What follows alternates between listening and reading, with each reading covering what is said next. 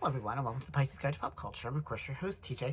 Today, of course, I'm going to talk a little bit about my two books, my rom-com Country Red Romance, my romantasy Bond of Blood and Stone, both of course rooted deeply in Appalachian history and culture, but I don't want to talk about the romance part of it today.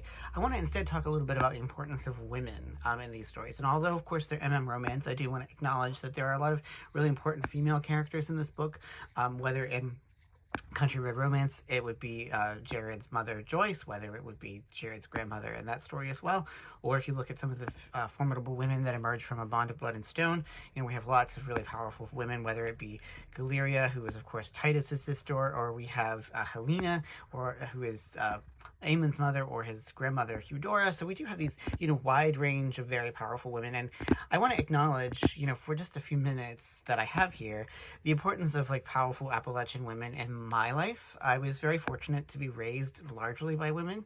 All of my aunts played a pretty major role in my upbringing.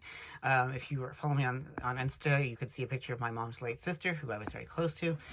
Also, obviously, my mother and my grandmother, and would be my mom's mom, played a huge role in sort of helping me become the person that I am today.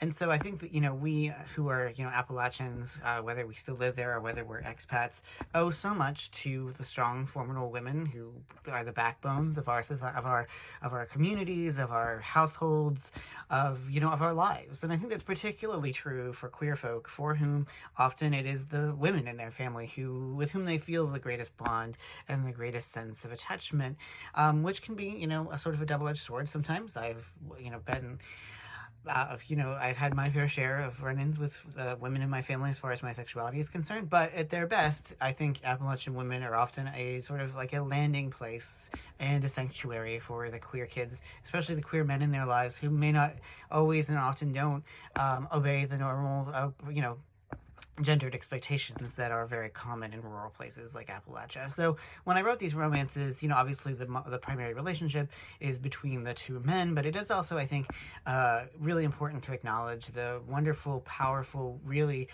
amazing Appalachian women that made me the person that I am today, and that gave me the strength and that encouraged me to take on this career as a writer and as a thinker and as a reader.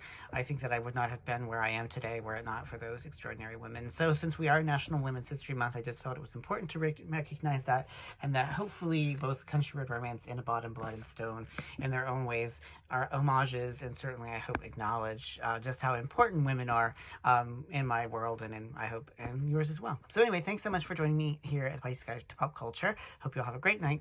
Take care, y'all. Take care, y'all.